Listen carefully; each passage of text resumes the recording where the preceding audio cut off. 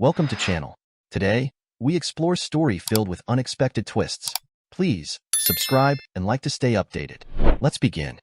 My reality was formed from an early age by the echoes of treachery and pain. My father's indiscretions were more than just whispered scandals. They seeped into our everyday lives, festering like unhealed wounds. His frequent absences, inexplicable disappearances, and the lingering odor of exotic scents on his clothing contrasted sharply with my mother's calm, unwavering commitment. As a youngster, I wondered why Mother went through so much agony, clinging to the fading concept that love was an indestructible tie that could withstand any adversity. However, their damaged marriage chipped away that innocence, revealing a reality in which faith might split and love transform into a sword that cuts hardest. I swore to rework the tale. Meeting Emma in my teens seemed like destiny. She exemplified compassion, honesty, and the vision of collaboration I desired. Together, we created a friendship based on honesty and equality, in stark contrast to the chaos I had experienced. Our wedding day marked the beginning of a life I vowed would resist the volatility of my past, grounded in the peace I'd always desired to build. But assurance is transitory. Foundations I believed were unshakable would soon wobble, reminding me that no amount of resolution can protect a heart from life's cruel twists. Emma's decision to spend the night with another guy signified the end of an era in my life. She assumed I'd take the blow, that seeking fleeting exhilaration would leave no permanent scars. Perhaps she was correct about the rush, but she misjudged the sharp edges it would leave in me. What she regarded as a harmless pleasure, I saw as the last nail in the coffin of our relationship. One dry day, as I lingered over coffee, repeating parts of our history, how we clashed in high school, momentarily departed amid teenage disagreements, and always circled back like planets tied by gravity, my phone chimed. An unfamiliar number appeared, and I responded half-heartedly, ready myself for a telemarketer's spiel. Instead, a gravelly voice responded, "You don't know me, Mr. Carter," the guy remarked. "Liam Brooks. I work with Emma. We need to talk today." Confusion pricked my flesh. "Is she hurt?" I shouted, my adrenaline pumping. "She's unharmed," he added, his tone urgent. "But there are things you deserve to know. Meet me at noon." Reluctantly, I consented, still dubious if this was a joke. At midday, I met Liam outside a cafe, and he recommended that we walk to avoid being overheard. As we walked toward a local park, he confessed that Emma had recently spent a lot of time at work with a guy called Noah Bennett. They ate lunch together every day, and now they were freely discussing their plans for tomorrow night. Dinner at the Silver Pine Hotel, dancing, and spending the night together. My stomach dropped. "Are you telling me they're sleeping together?" "Yes," Liam said. He already made reservations. "Your wife is out shopping for clothes for the date." I felt numb. How do they think this will work? I questioned them. "She thinks you love her enough to let her experience another man," he told me. "She believes it won't affect your marriage." I paused walking, trying to digest everything. "Why are you telling me this?" Liam's despair intensified. "I was married for 8 years. My wife had an affair, and the legal system screwed me over. Now, I'm trying to help someone avoid my situation." We spoke for a little more before he went. Left alone, I was forced to face the unpleasant reality that my marriage could be finished. It shocked me how fast I had considered it after a short interaction with a stranger. I remembered my youth and the anguish my mother went through with my father, his drinking, womanizing, and countless relationships. I recall asking her why she remained, and she simply said, "I love him." When I was around 11, my father brought me to his girlfriend's home. I ended up heading home after becoming bored with stroking her dog. When I informed my mother where I had gone, she did not confront him, but he punished me 2 days later for breaking a dish. Looking back, I understood it was because I had snitched against him. After seeing my mother suffer, I couldn't fathom accepting Emma's infidelity. Just thinking about it made me nauseous. Call me what you want, but I was not going to go through what my mother did. My mother eventually left my father, and our lives improved. She remarried and is now happy. Emma and I are currently living in a home owned by my mother and stepfather. I was trapped in a dilemma. Should I address her or wait and see? As a salesperson, I understood the significance of being proactive rather than passive. But in this case, if Liam was correct, I wasn't sure I knew Emma anymore. She was aware of my strong feelings regarding adultery, so I felt compelled to take action. But how do you react when you're not sure whether what you're dealing with is real? I planned for every conceivable outcome, prepared for the worst, and asked myself what I could live with.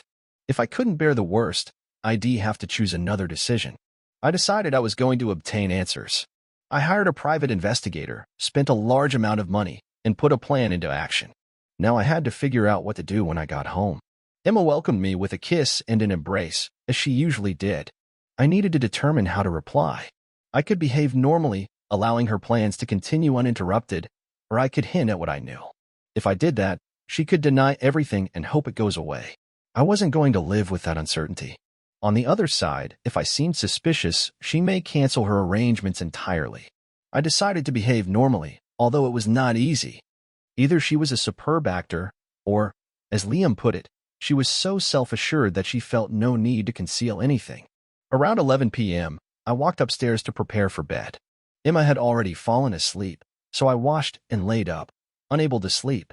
At 6 a.m., she got up, dressed, and walked downstairs. I followed a few minutes later, but she had already left.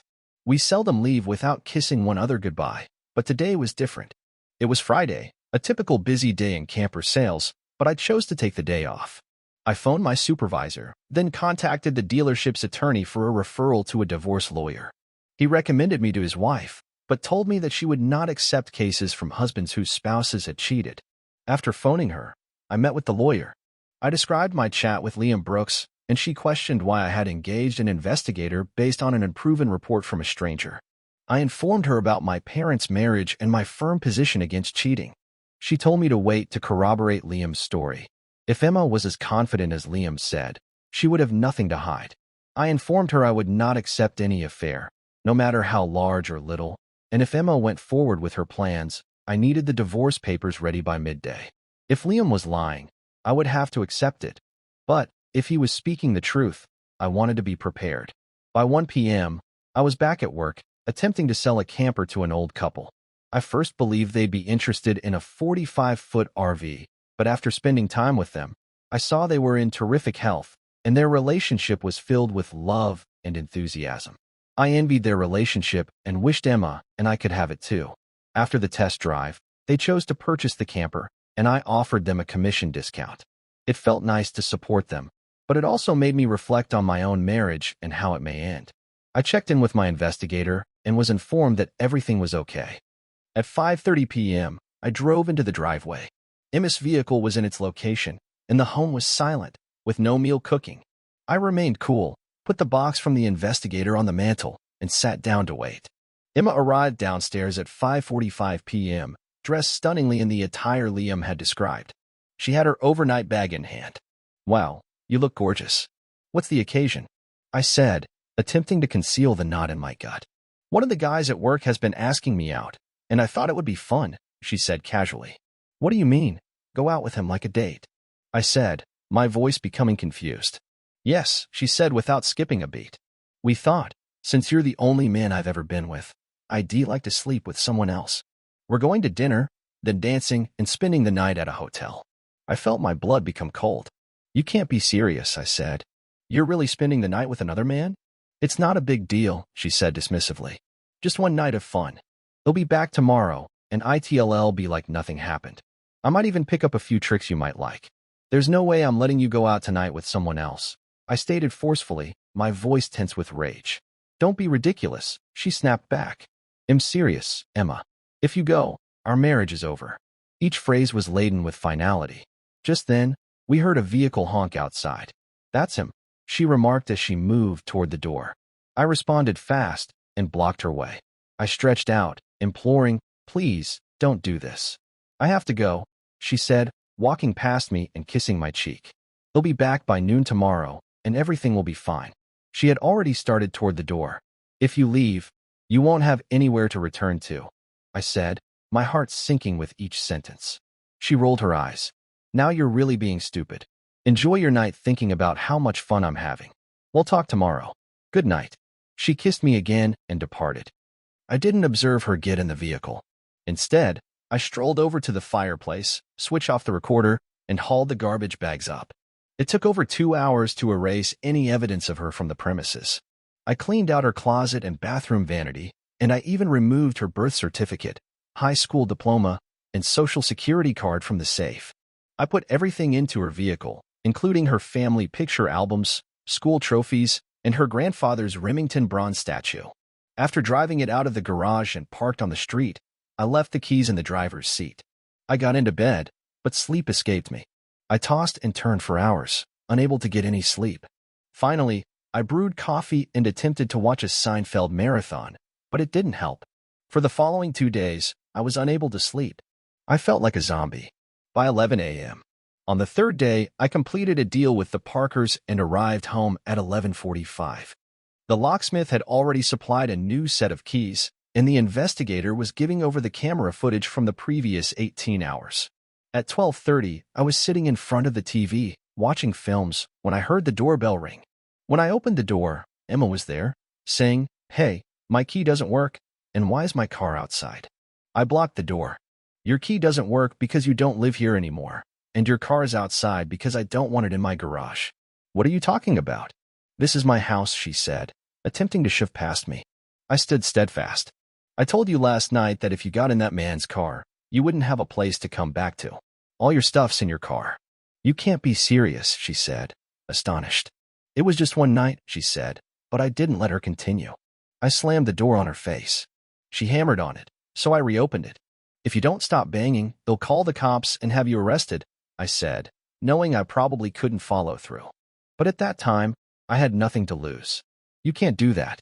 This is my house," she said. "This house belongs to my mother and stepfather," I said, "and they've decided you don't live here anymore. Now leave." She stood there dumbfounded, so I slammed the door shut again. I went back to viewing the recordings, but my rage grew. After a time, I looked out the window and saw Emma in her vehicle. I walked to the kitchen to get some water, but instead made myself a gin and tonic, my irritation mounting. Then the doorbell rang. This time, it wasn't just a ring, it was persistent and consistent. I was prepared to snap. I envisioned cutting her apart and giving the bits to the dogs. I opened the door and saw her sister, Rachel, still pushing the doorbell. "Emma is crying at my house. I want to know why," she said. "Screw it," I decided, and slammed the door in her face. But the doorbell rang again. This time, I jerked the door open, banging her hand against it, almost knocking her off balance. "Ring that bell one more time, and it'll break your fingers one at a time," I told you. Rachel pushed against the door and held it open. "Talk to me, please." I hesitated for a bit before cautiously opening the door to allow her in. She stared at me, puzzled. "I thought you loved Emma. I can't believe you kicked her out over a stupid disagreement." "A stupid disagreement?" I snorted. "She told me she wanted to go out. But did she tell you she was going out with a guy from work? Did she tell you they were planning dinner, dancing, and then a hotel room?" I did not wait for a response. Instead, I played the audio tape I had created the night before. Rachel listened, her expression lowering. "I had no idea," she said, shaking her head. "Yeah," I said bluntly. "Neither did I. So what are you going to do?" She said quietly. "Divorce her," I said, almost as an afterthought. "No," I said coldly. "This marriage is over." Rachel nodded and got up. I escorted her to the door. She paused, gazing at me, then I opened it and escorted her out. I spent the remainder of the evening and Sunday eating grilled cheese sandwiches and drinking gin and tonics. Self-pity took hold. Then there was another knock on the door. It was Rachel, again. "You said if I rang the bell one more time you'd break my fingers," she said. "So, I knocked." I gestured Rachel to sit down. Then I said, "So what's the real story?" Rachel glanced down and said, "It's a disaster." They proceeded to the hotel, drank too much, passed out, and when she awoke, she realized what she had done and demanded that he take her home. I scoffed. "Is that the narrative you are sticking to? Do you believe her?" Ratch asked. "I think she and this man planned this for several days, if not weeks." They spoke and grew close. "He understands more about my marriage than I do. They intended to cheat, and even if nothing happens, it is still a betrayal." Rachel remained quiet, and I stared at her. "Don't you believe her?" "No," I said firmly. "Even if nothing occurred, I will not forgive her. Not in this lifetime." We approached the door. Rachel paused and said, "Can we still be friends once this is over?" I took a big breath. "Emma and I are getting divorced. If she opposes it, things will turn nasty. By the end of it, you probably won't want to be my buddy anymore." Rachel smiled slightly. "I see. Well, I believe I will miss you." She put a palm on my cheek and gave me a light kiss on the other before departing and closed the door behind her. My phone had been generally turned off since Saturday, but Emma continued to attempt to contact me until she gave up. I chatted briefly with her father, who attempted to persuade me that because nothing physical had occurred to Noah, it wasn't a huge problem and I should go on. I explained to him, just as I had to Rachel, that the divorce was unavoidable. After understanding this, he groaned and hung up. On Monday, I phoned my attorney to give her an update on the weekend's happenings and asked her to serve Emma with the summons that day. She told me that it would be completed by the end of the day. I spent the remainder of the day in a haze. Around 4 p.m., my phone rang. It was Emma's office number. I chose to respond. "Hello," I said. "Good afternoon, Mr. Carter. This is Liam Brooks. I thought you'd want to know that there was some excitement here today." "Really?" I inquired, curious. "Yes, your wife was given a summons. She collapsed after reading the articles. An ambulance transported her to the hospital. After the paramedics departed, Noah Bennett picked up the papers, read them, and almost collapsed. Despite how terrible the issue was, I found it darkly humorous. But I felt no pity for one of them. "They'll keep you posted on any developments," Liam told you. I said, "Please do," before hanging up. A little period later, my phone called again. It was Rachel. "Emma is in the hospital," she said. "So?" I responded bitterly. "I just thought you might want to know," she told me. "I didn't ask," I said, more forcefully than I meant. "Are you truly that heartless?" she asked. "My coldness comes from your sister," I said. "I told you this would go wrong. This is only round one." The ensuing weeks unfolded as planned. Emma attempted to speak to me many times, but I ignored her. Her parents pushed me to listen, but I declined. My mother attempted to console me, but I said I was all right, which she didn't believe. Liam Brooks phoned every day, and I truly looked forward to his calls. He was the only one who knew what was going on with Noah. Emma arrived to work, but merely sat at her desk, meeting with her lawyer. She and Noah hardly communicated, at least not in front of others. As for me, I was just procrastinating. Our attorney scheduled a meeting for Emma, her lawyer, and myself. It was the first time I had seen her since I threw her out. She seemed thinner and worn out, and I was shocked to find Rachel there. Emma's lawyer questioned Rachel, "Are you certain you want to be here?" "I'm here for Emma," Rachel said. "That's not what I asked," I said, glancing at her. "Fine, stay," I said. Emma had already sat at the table, so we all took our places. Her lawyer began. "Mrs. Williams vehemently rejects the adultery and requests that the divorce petition be rejected so that they may focus on mending the marriage. She is eager to go to therapy." My lawyer and I exchanged glances before he spoke. If there was no adultery, how does Mrs. Williams explain her conduct that night? We all stared at Emma. "He'll be happy to," she responded gently. "A gentleman friend picked me up." "Does he have a name?" my lawyer inquired. Certainly, but his name is not crucial. Nothing bad happened, so there's no need to involve him," she said. She repeated everything Rachel had told me. Champagne, dinner, more champagne, being too intoxicated to have fun, passing out, and then returning home to be booted out. "Just a misunderstanding," she moaned. "I made a mistake. I adore my hubby and want him to forgive me." I glanced at Rachel, who nodded in accord. My lawyer, who had been silent until now, said, "Okay, let's suppose everything you've stated is accurate and no sex took place. Were there any touches? Anything that won't pass the hubby test?" "Absolutely not," Emma said, and Rachel agreed. My lawyer looked at me, and I looked back. I picked up the remote and clicked play, and a screen appeared from the ceiling, showing Emma heading to Noah's vehicle in our driveway. He opened the door for her, and they exchanged lengthy, passionate kisses. Then they got in and drove away. I paused the video. "Line number 1, I said, glancing around the room. Everyone sat up taller.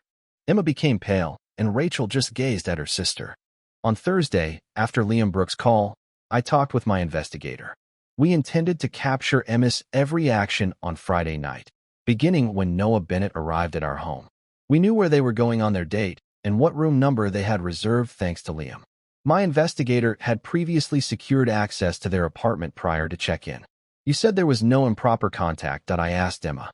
"Yes," she said, her voice doubtful. I pushed play on the video.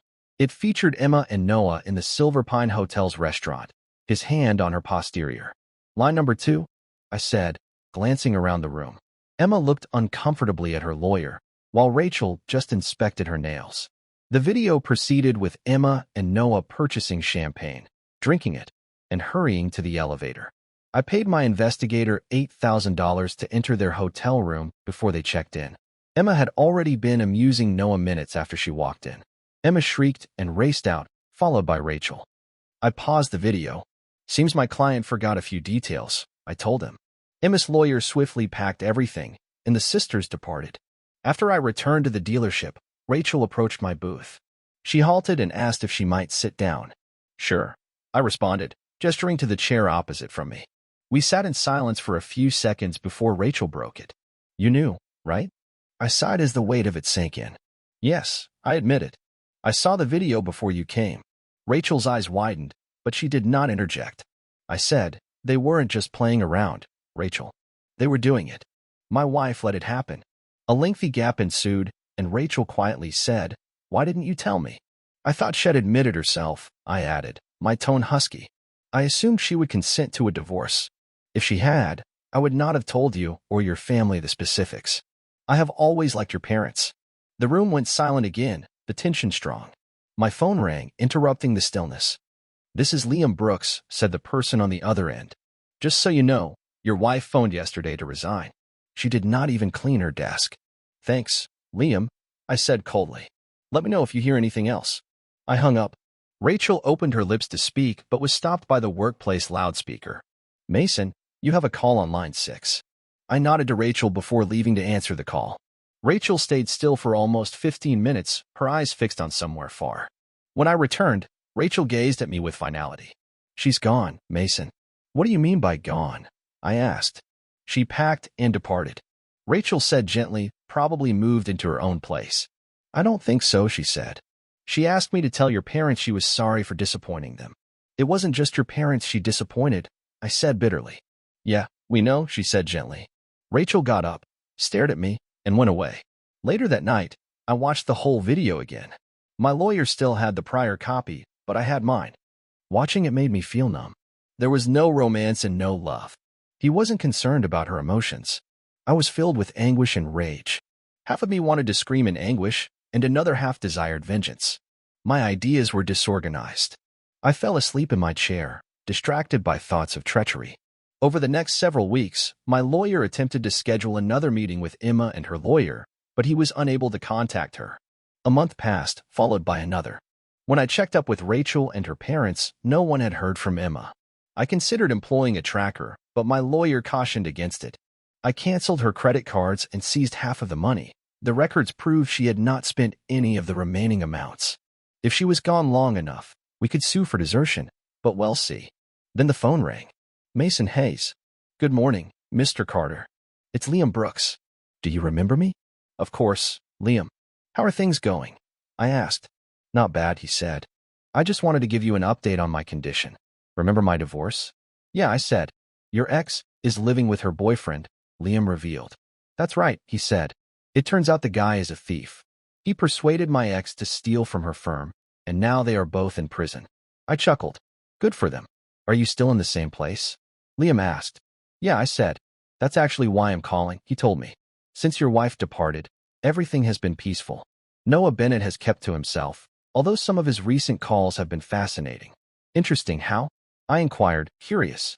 He was talking to your wife today, Liam added. I frowned. How do you know? I overheard him say, I miss you too, Emma, Liam said. I sat up straighter. Have you heard where she is? I got her phone number after he talked to her, Liam told me. He left his phone on the desk, so I grabbed it and wrote it down. Nice work, Liam, I said pleased. Thanks, he said. Keep me posted if you hear anything else. I obtained the number, sent it to my attorney, and decided to make the call. The telephone rang. Hello? Hello, Rachel. This is Mason, I said. What do you need? She inquired, her tone bland. Do you or anybody in your family know someone from Arizona? I asked. Why? She responded carefully. Because I think Emma is there, I said. Why would you care? Rachel fired back. I want a divorce, and she needs to sign the papers, I said. When are you planning to ask her? Rachel responded, sounding indifferent. I don't need to ask, I said. My lawyer is already handling it, but it would save him some trouble. She lives in Scottsdale, I explained. Does she live there? Rachel asked very grudgingly. Why haven't you said anything before? I pushed. Over the following 2 days, Rachel supplied me Emma's address and verified that Emma was aware that the divorce papers were ready. I supplied the address to my lawyer, who promptly sent the paperwork. Rachel and I had arranged to eat supper together and then watch the DVD at my place. However, she made it plain that vengeance was not part of the plan, and she would not sleep with her brother-in-law. The next morning, Liam Brooks phoned with an update. "Hi, Mr. Carter. Just a quick heads up. Noah Bennett resigned his job today. There was no warning. They just packed up and departed. He's moving to Arizona," Liam informed me. "Interesting," I said. "Thanks, Liam. By the way, how are things with you?" I asked. "My wife confessed to the theft and pled guilty," Liam said. "She got a lighter sentence, but her boyfriend's in for serious time." I giggled at the news. Good for them. We spoke a little more before I stopped the conversation. I immediately called Rachel.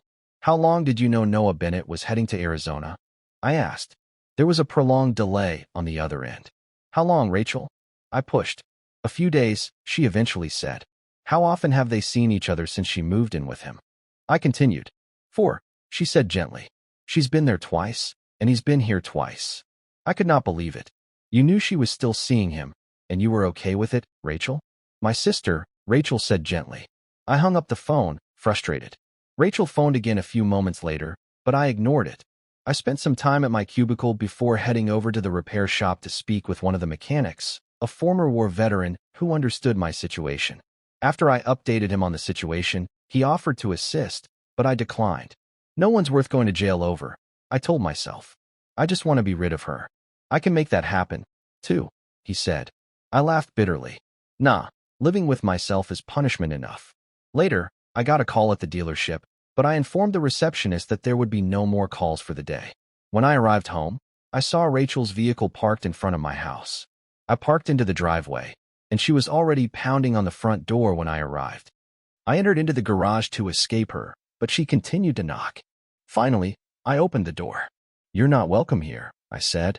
"Listen," she said, but I closed the door in her face this time without smashing it. I made some spaghetti and meatballs and went to bed, falling asleep around 10 p.m. The following morning, as I prepared for work, I saw Rachel waiting for me. I attempted to pass her, but she grabbed my arm. "Damn it, Mason, listen," she began. I moved my arm away. "You don't have anything that I desire here. You repeatedly allowed her to return to me while she was sleeping with that idiot without informing me. All three of you can rot in hell." I didn't see Rachel again for a time, but she kept in contact with my mother. By then, everyone at the dealership was aware of what had occurred, resulting in a lengthy and unpleasant day. Later, my mother phoned to ask me over for supper. She prepared Italian dishes, but the evening took an unexpected turn. "I talked to Rachel today," she added. "Mom, if you bring up this family stuff again, I'm leaving," I told her. "Mason, listen, there's something you don't know," she added, her voice serious. "I know everything I need to know," I responded. "Emma cheated, and I'm divorcing her." "Good, but how about the baby?" My mother inquired quietly. "What?" I rose from the table, astonished. "She's pregnant," my mother explained. "You didn't know?" she asked. My voice trembled in amazement. "She asked us not to," my mother said, sounding guilty. "You listened to her and ignored your own son." I expressed my sorrow and frustration. "We thought you might need more time to forgive." "Forgive her? Have you lost your mind?" I snapped. "Do you recall what it was like to live with a cheater?" "Honey, everything is different today. People are more willing to try new things," she remarked, attempting to explain. I stormed out, bewildered. My mother had gone through hell with my father's adultery, and now she was telling me that cheating was okay for my wife? I could not believe it. I drove aimlessly for a time, until arriving at a vehicle showroom. I had my keys, so I walked inside, located the staff lounge, and lay down on the sofa. I tossed and turned until about 5 a.m., when I finally fell asleep. I awoke at 10:30 a.m. I discovered that my supervisor had posted a notice warning people not to bother me. When I finally started moving, one of the salespeople informed me that my supervisor wanted to see me. I made my way to his office, feeling exhausted. "Mason," he murmured, glancing up from his desk.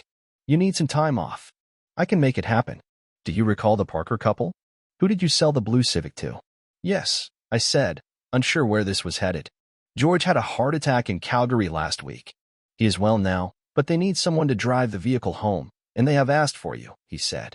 "Sounds perfect," I responded, thankful for the diversion. When can I leave? Tomorrow, he answered. Janie will book your flight and use the company card for expenses. Great, it'll get packed, I answered with relief. How long should I take? I asked. Take 4 days to go there, but 10 to return. The Parkers aren't in a hurry, and we don't need you back anytime soon. Hand over your negotiations to Ben, and he will manage them. The next day, I traveled to Calgary. George was hooked up to many devices, and Linda was fussing over him, making him as comfortable as could as he moaned. They clearly wanted to be close to one another, which made me happy. Linda, it's good to see you, I said. Hello, Mason. How was your flight? She asked. Picked up George, I said, but before I could finish, she shouted, Shoo. Be quiet, Noah. You overheard what the doctor said. I can tell him to be quiet now, and he can't argue. Doctor's orders, she said, winking at me. We sat and spoke while Noah went in and out of sleep. Every time we thought he was gone, a nurse would come in to check his vitals or change his medicine. Linda informed me that the camper was parked close, and their grandkids had accompanied them. Their grandson had gone home, but their granddaughter was preparing to come with me once Noah was released. Just as we finished chatting, the granddaughter entered with 2 luggage. She was around my age, pretty, but obviously disinterested in me. Linda turned to face me after speaking briefly with her grandma. Chloe has been driving our car for the last week, she told me. She can take you to the bus to get it ready. Chloe didn't look that excited. Stop it, Chloe. You'll be fine, Linda said. She does not want to go back with you, Mason. She believes she should stay with us, Linda continued. Linda also said, your boss said you might need a few extra days and suggested traveling through Glacier National Park. We assured Chloe that we'd do it on the way home. You'll see what I can do, I said. Linda gave me a paper enabling me to ride the bus over the border and kissed me on the cheek as we left. Thank you for your assistance. Be careful, she advised. Chloe and I drove to the camper park in solitude.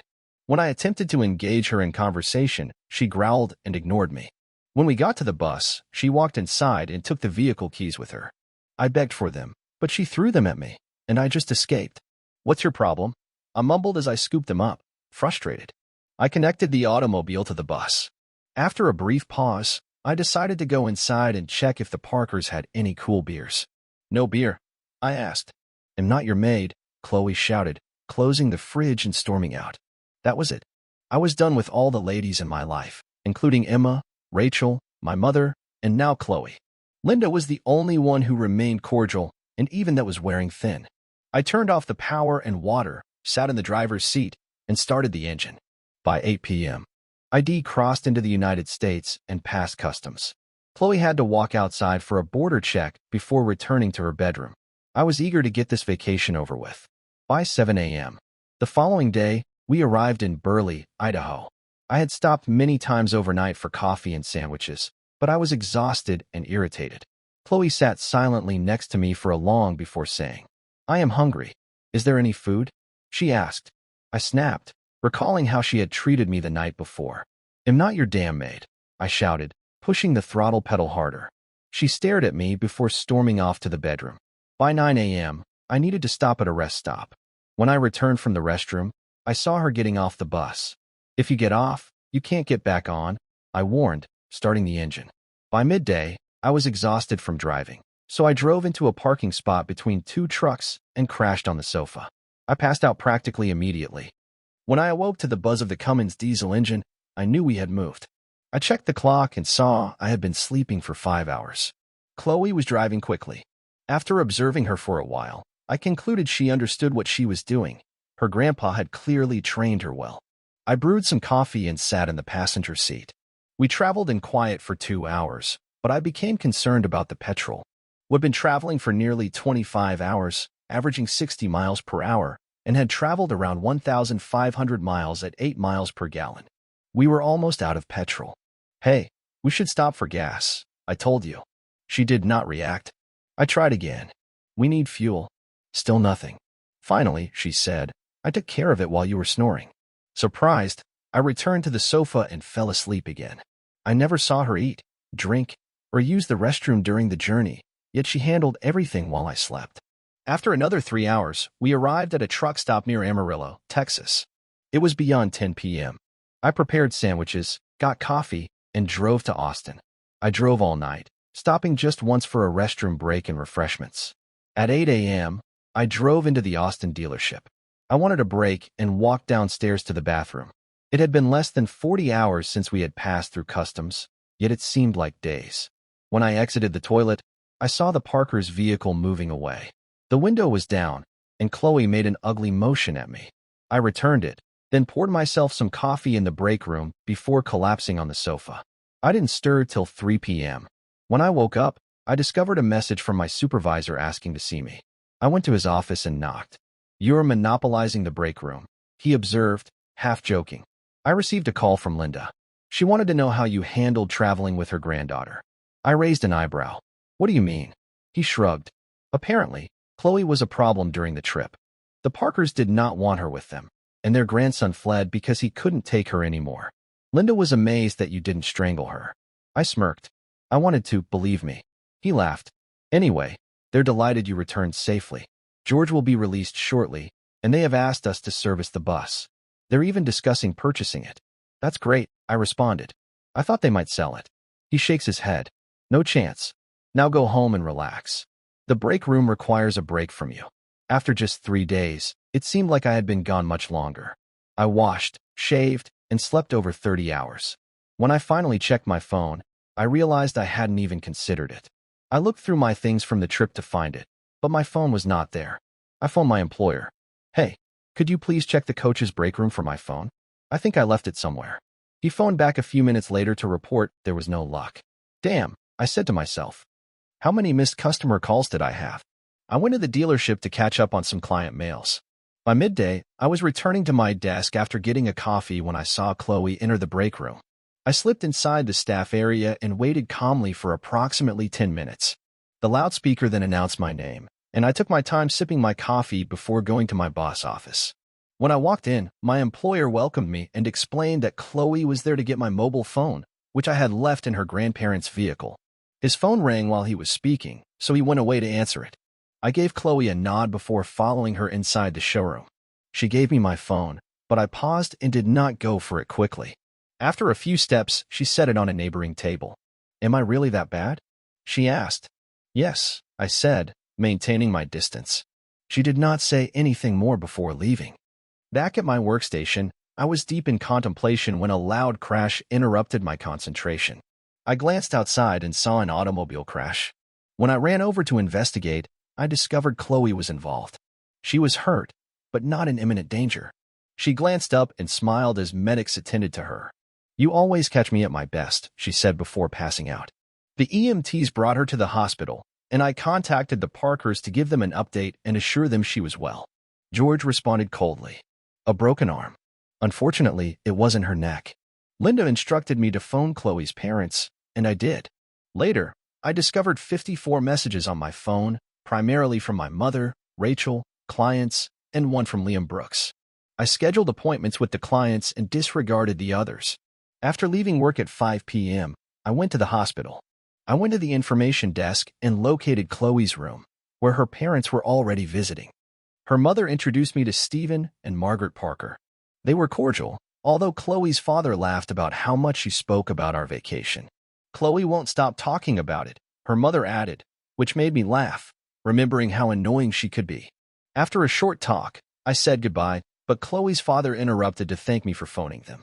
I nodded and departed, feeling strangely out of place. Back home, I considered phoning my mother but chose not to. I had been ignoring both her and Rachel's efforts to communicate.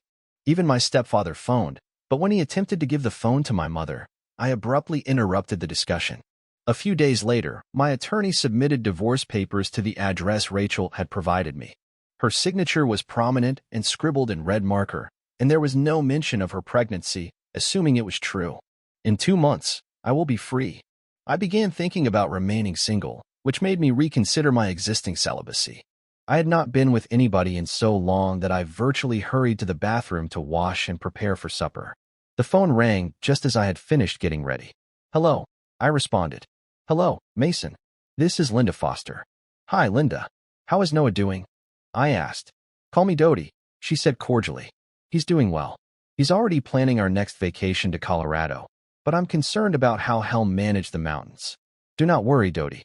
I told her that his trainer would ensure his safety as long as he did not attempt to speed. That's what he says, she laughed.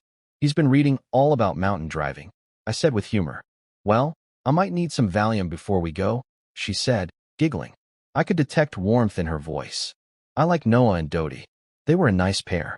Anyway, she said, we're holding a cookout on Friday at 6 to honor Noah's recuperation. Bring your wife. We would love to meet her. I paused for a second, remembering I hadn't discussed my personal life to them. Chloe presumably hadn't either, so they had no idea I was nearly divorced. Thanks, Dodie, I said, recovering my calm. I'd love to come. It was an excellent week at work. I sold 3 vans, one a high-end bus formerly owned by a country singer, and I received a generous fee. I arrived to the Parker estate on Friday at 6 p.m. The home was spectacular, and their garage held the boat I had brought over from Calgary. A valet parked my vehicle, which seemed unusual, but I went with it. Inside, there were perhaps 50 visitors. Dodie welcomed me with a hug and immediately said, "Where is your wife?" "I am in the process of getting divorced," I informed her. She pulled me back and remarked, "Your wife is an idiot," before throwing her arm around me and pulling me into the throng. When she discussed introducing me to some attractive young females, I realized I didn't fit. I chose to remain just short to finish my brisket and drink. As I was ready to leave, I saw Chloe rushing away from a man. I should have anticipated her to be present, but I didn't. She grabbed my hand before I could get away. "Come on, Mason," she urged, leading me inside to the library. "Yes, the library," I mumbled. Once inside, she glanced at me, plainly disturbed. "This guy's an a-hole," she remarked. "I have a behavior problem, and I need help." I began to walk away, but she yelled after me. "Where are you going?" "I'm leaving," I said, headed for the door. "Before you kick me out?" she inquired, almost begging.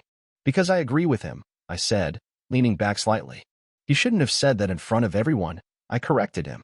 "Somebody had to say it." "Damn it, Mason, you're supposed to be on my side," she said, frustrated. "The only nice thing you ever said to me was while you were lying in the street, bleeding," I said, my words cutting. She sank into a chair, and I stood there, not looking at her. "How's the arm?" I inquired, attempting to lighten the tension. "It itches like hell," she murmured, pulling out a gadget from her cast that resembled a back scratcher. "I have to go," I murmured, going for the door. "Mason," she yelled to me. I took a small detour back. "If I pledge to behave, would you join me for dinner?" she asked quietly. I stopped before responding. "Chloe, I am going through a divorce. I don't need the added stress, and am likely to do something that will make matters worse. So no, supper is not a good idea." Saturday morning, I packed and departed. Later that day, my mother arrived up at my house, and I allowed her in. "I've been thinking it over, and I agree with you," she said. "There are some things we can compromise on, but faithfulness in marriage is not one of them. You reminded me of the anguish your father created, something no one should have to go through. I apologize for pressuring you to go back with Chloe. I was selfish, thinking solely about the baby and the prospect of being a grandmother. Please forgive me." I forgave her, and we embraced. We spoke for another hour before she departed. On Monday morning, my phone rang. "Mason Hayes." "Good morning, Mason. It's Liam Brooks. I have some news." "What's the news?" I asked.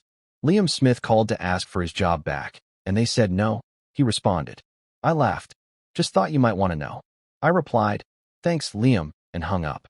I was now addressing him by his first name. Around midday, the Parkers' carriage entered the yard. I was with customers and couldn't meet them immediately away. After accompanying my customers to their cars for 30 minutes, I made my way to the bus. Chloe opened the door. "Hi, come on in," she said. I walked inside and avoided the driver's seat. Once seated, I smelled lasagna from the kitchen. Chloe gave me a glass of wine. "Clink," she murmured, raising her glass. We each took sips. It was an excellent wine. I figured I'd provide lunch instead of supper. Also, I believed it'd be best to chat privately rather than humiliating or irritating you in public, she said. I asked my grandparents whether I might ride the bus, and after explaining why, they agreed. They just made me promise not to drive away if I got mad. "You said when, not if," I joked. "I know you well," she answered, smiling. I anticipated a fight, but Chloe remained cool. She took another drink of wine before turning to refill her glass. "I hope you're hungry. I prepared lasagna this morning. It's really good, if I say so myself," she replied, moving about the kitchen despite her cast. The doorbell rang. "Bring it in, please," she said. "I want to open the door." My boss stood there. I waved it off uncomfortably. "It's okay," I responded, shutting the door and returned to my seat. Chloe strolled effortlessly about the little kitchen, evidently at ease. I grinned, knowing that one of us would ultimately irritate the other. She requested me to seat at the dining table, which I did. The bus had limited room, but sliding drawers made the living area more spacious. We ate, spoke, and finished the bottle of wine. We hadn't gotten on one another's nerves yet. After a few hours, I decided to go back to work. "Thank you, Chloe. It was a pleasant surprise, and the meal was excellent," I said. "My pleasure," she said, leading me to the door. As I stepped down, she leaned in and kissed me softly. We both halted in amazement. "Is supper still off the table?" she inquired, a sly gleam in her eyes. "How about tonight?" "Let's say 7, she continued. She gave me her address, and I began to go, but then we kissed again. It took me another 10 minutes to finally depart. When I got off the bus, I saw 6 people observing me through the exhibit hall window, including my boss. They left as soon as they realized I spotted them, with the exception of my boss, who opened the door for us. "Well, I'm off to get ready for my date tonight," I added, chuckling. 10 minutes later, Chloe drove the bus out from the parking lot as we made our way to her home. My telephone rang. "Mason Hayes. So you didn't eliminate each other?" Mark's voice came through. "Hello, Mark. I believe Noah is listening," I replied. "We want to hear your side," Noah added. "I am a gentleman. I don't kiss and tell," I said, laughing. "Horse crap," Noah interjected. "Watch your language," Mark chastised. "Mason," she said, when Chloe asked to borrow the coach. She was nervous, but finally confessed it was to make you lasagna. "I had no idea she could cook," I said, shocked. "Yep," Mark said. "She just knows."